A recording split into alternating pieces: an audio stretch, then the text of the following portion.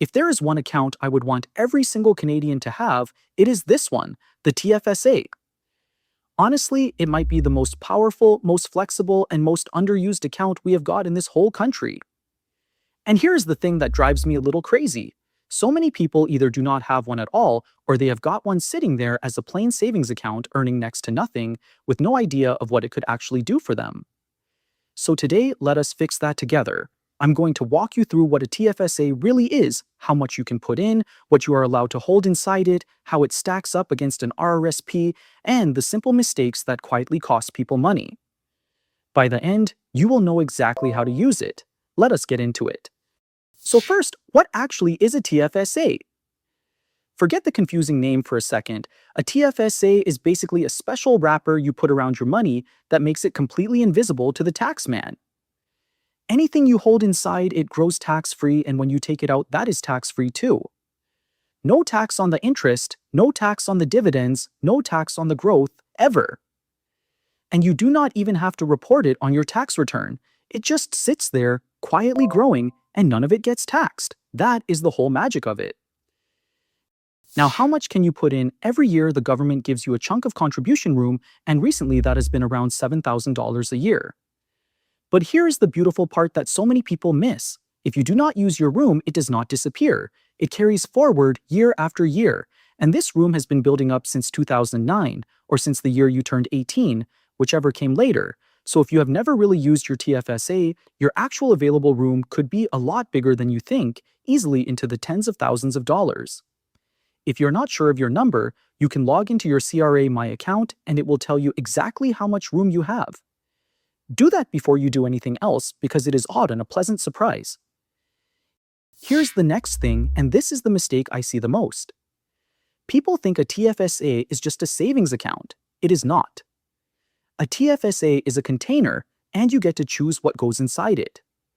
Yes, you can hold plain cash or a GIC in there if you want safety. But you can also hold stocks, ETFs, index funds, and more, and this matters enormously. Money sitting as cash in a TFSA earns a little interest.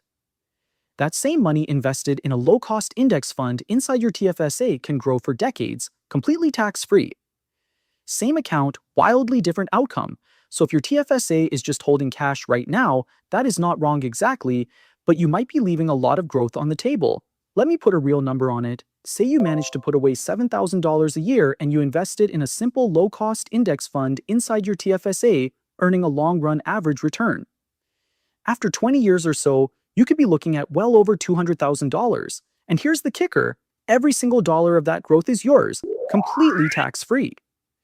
In a regular account, the CRA would take a bite out of those gains along the way. Inside the TFSA, they get nothing. That is the difference between using this account well and treating it like a piggy bank. And these days, you can keep it dead simple with a single all-in-one ETF that holds the whole world in one fund, so you do not need to pick stocks or stare at charts. Alright, let us talk about why this account is so good, because the benefits stack up fast. First, as I said, everything inside grows and comes out completely tax-free. Second, and this is a big one, when you withdraw from a TFSA, that money does not count as income. Why does that matter? Because a lot of government benefits in retirement, like old age security, get clawed back if your income is too high. Since TFSA withdrawals do not count as income, you can pull money out without triggering any of that. For a retiree, that is genuinely huge. Third, it is flexible. You can take your money out anytime you want, for any reason, with no penalty and no tax. And here's a lovely detail. When you withdraw, that room is not gone forever. It comes back and gets added to your contribution room the very next calendar year.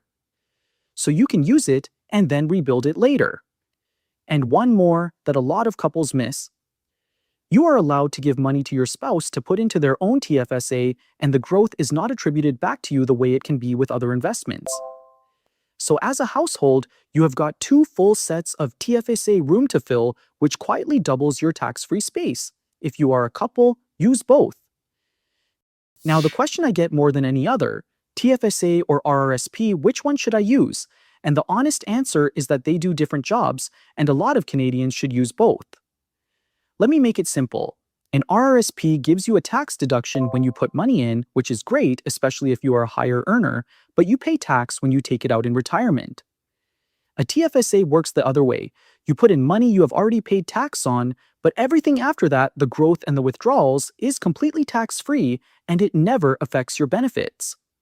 So here's a rough rule of thumb.